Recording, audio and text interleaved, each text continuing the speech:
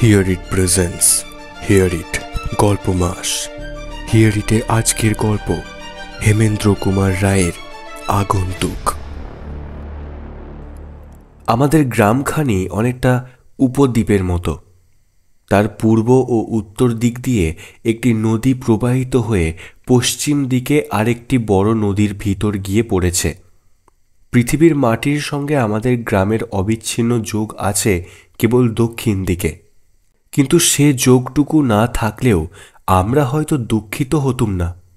আমাদের গ্রামের উত্তর প্রান্তে নদীর কিনারায় যে শ্মশান আছে, এই অঞ্চলে তার চেয়ে বড় শ্মশান আর নেই, এবং সেই শ্মশানে শবদাহ কবর এর জন্য দূর গ্রাম থেকেও লোক আসে ওই দক্ষিণ দিক দিয়েই।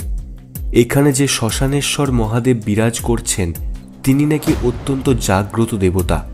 যদিও তিনি যে নিদ্রাগত না হয়ে অহরহই জাগ্রত হয়ে আছেন এমন কোনো প্রমাণই আমরা পাইনি, কিন্তু অধিকাংশ লোক সেই কথায় বিশ্বাস করে।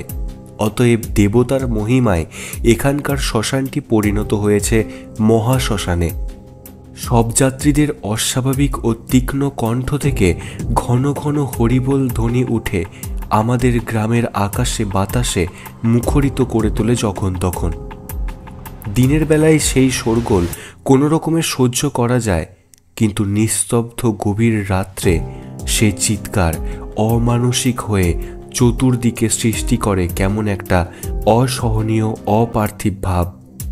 ঘুমন্ত শিশুরা পর্যন্ত ভয় পেয়ে জেগে কোঁকিয়ে কেঁদে ওঠে। গ্রামখানি পুরোপুরি দ্বীপ হলে এসব ঝঞ্ঝাট পোয়াতে হতো না। পল্লীগ্রামের মহাশ্মশানের ভয়াবহ বীভৎসতা কলকাতার বাসিন্দারা ধারণাও আনতে পারবেন না। কলকাতার শ্মশানগুলোকে তো বাহির থেকে দেখায় শৌখিন মানুষদের বসত বাড়ির মতো। তাদের ভিতরটাও জীবন্ত জনতার আনাগোনায় ও কণ্ঠস্বরে সর্বদাই শব্দিত হয়ে থাকে। এমনকি সেখানে অমাবস্যা রাত্রির অন্ধতাও ঘুচিয়ে দেয় বহু ইলেকট্রিকের বাতি। কিন্তু পল্লীগ্রামের মহাশ্মশান বড় ভয়াবহ ঠাঁই। নিঝুম রাতে সেখানে পদার্পণ করলে সর্বাঙ্গে জাগ্রত হবে বিভীষিকার রোমাঞ্চ। হলুদ বরণ চাঁদের পাণ্ডু আলো চারিদিকে প্রকাশ করে অস্পষ্টতার রহস্য, এবং তার সঙ্গে দুটো একটা হারিকেন লণ্ঠন টিমটিম করে জ্বলেও স্পষ্ট করে দেখাতে পারে না কোনো কিছুই। বাতাসে বাতাসে জেগে ওঠে যেন মরন্ত রোগীর নাভিশ্বাস, এবং তাই শুনে চতুর্দিক থেকে কালো কালো দানবের মতো মস্ত মস্ত গাছপালাগুলো শিউরে শিউরে কেঁদে কেঁদে ওঠে সভয়ে এবং সশব্দে। এখানে ওখানে ছাড়া ছাড়া হয়ে অপচ্ছায়ার মতো নড়াচড়া করে যেসব জ্যান্ত মানুষ, তাদের সংখ্যা এক হাতের আঙুলেও গুনে ফেলা যায়।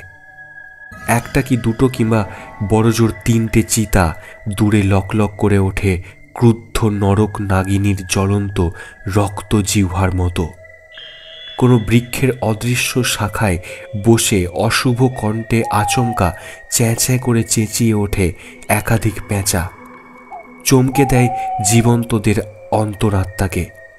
স্থানে স্থানে বাসীকৃত ভাঙা কলসি ও মাংসহীন অস্থি প্রভৃতির সঙ্গে পড়ে থাকে কোনো অগ্নিদগ্ধ মানুষের ভয়াল দেহাবশেষ। কারণ এখানে শহরের মতো সবসময় মৃতদেহকে নিঃশেষে পুড়িয়ে ফেলা হয় না।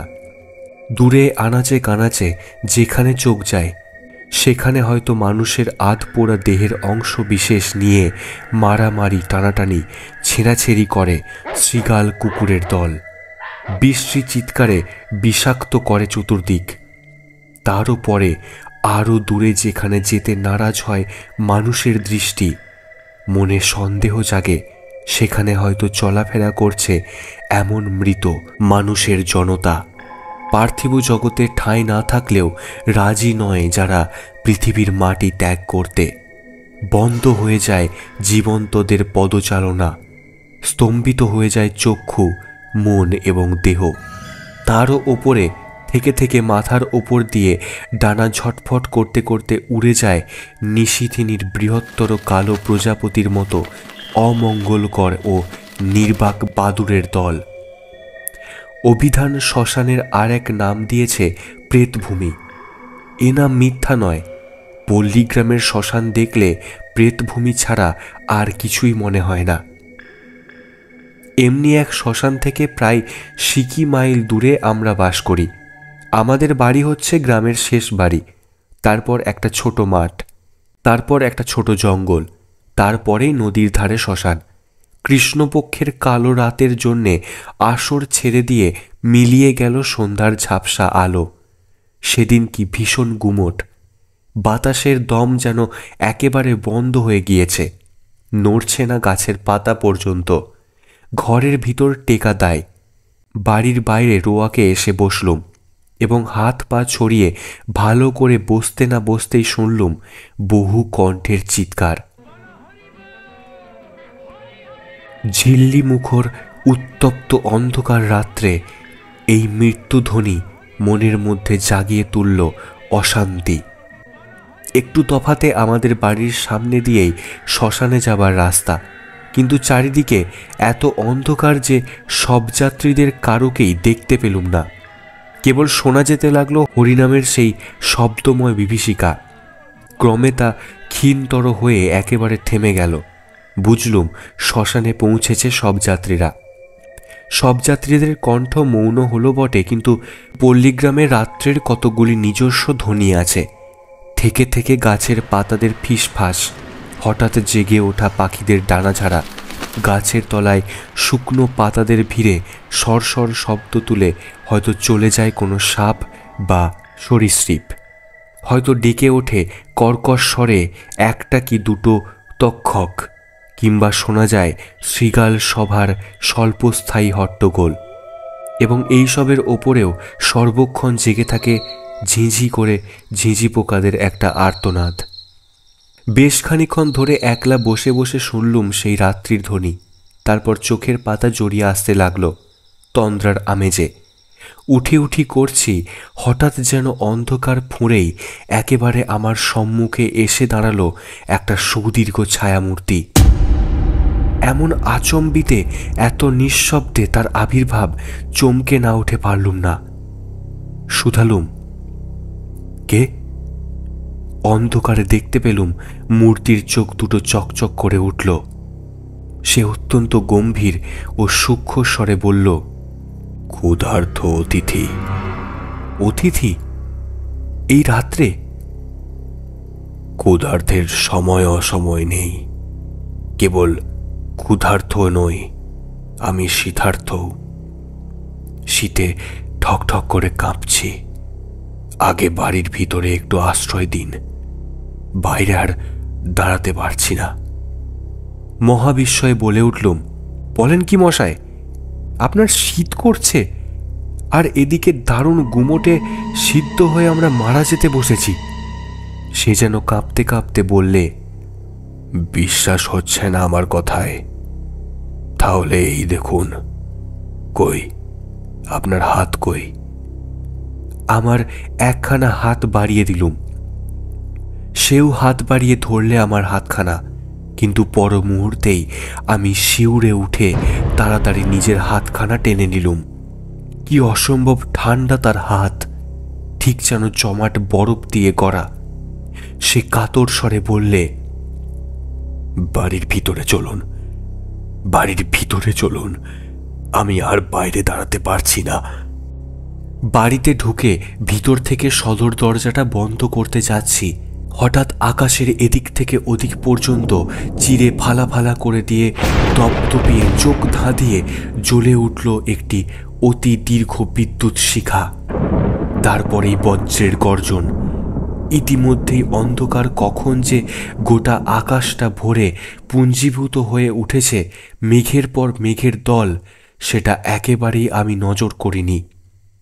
বোধহয় বৃষ্টি পড়তে আর দেরি নেই। বৈঠকখানায় প্রবেশ করে টেবিল ল্যাম্পটা উস্কে দিলুম।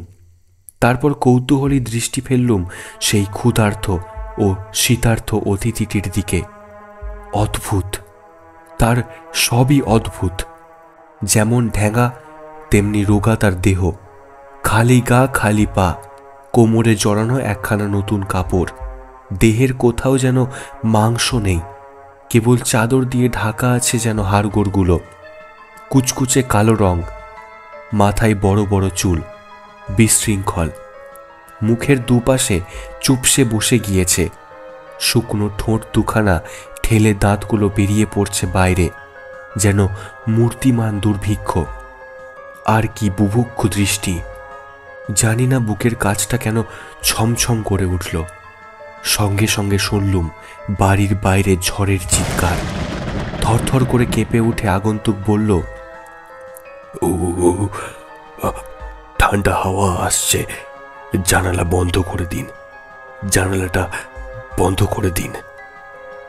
জানালাগুলো বন্ধ করে ফিরে দাঁড়িয়ে বললুম, মহাশয়ের কি কোনো ব্যামো ট্যামো হয়েছিল?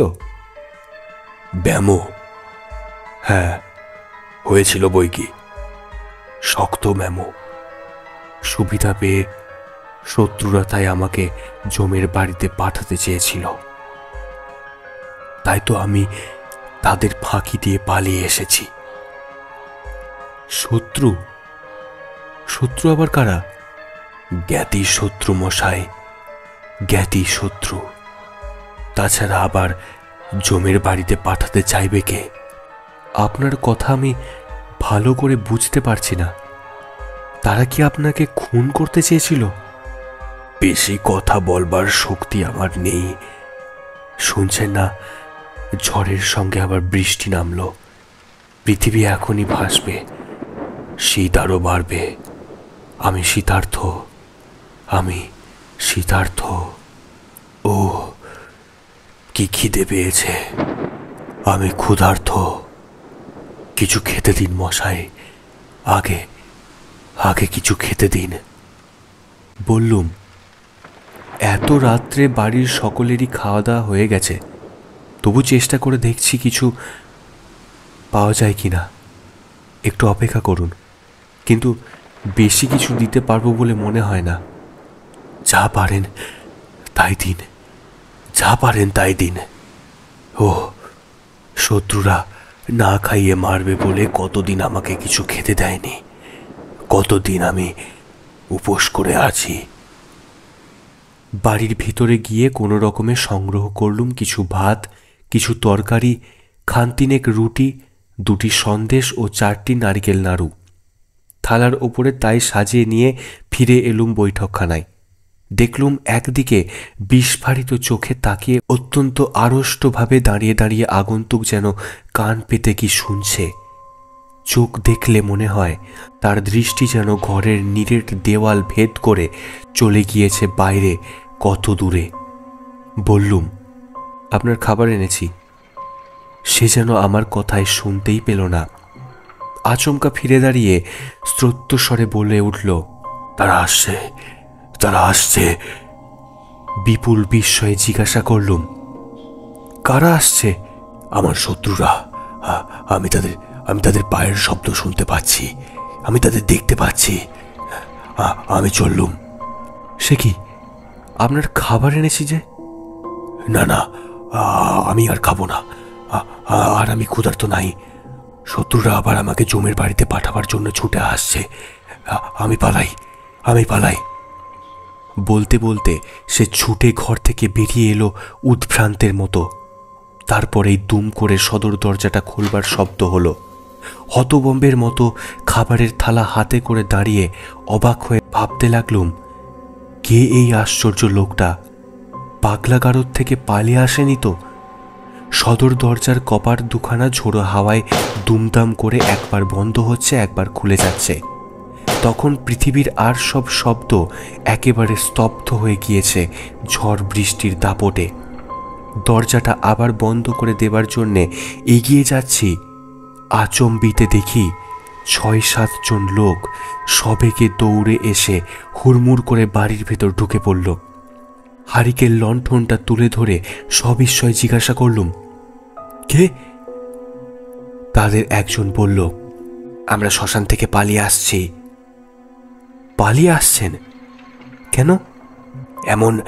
এমন দুর্যোগে কোনো মানুষ তিষ্ঠতে পারে? ছুটতে ছুটতে এই পর্যন্ত এসে আপনার বাড়িতে আলো দেখে এখানে ঢুকে পড়ছি। তাহলে আপনাদের সপ্তাহ শেষ হয়েছে?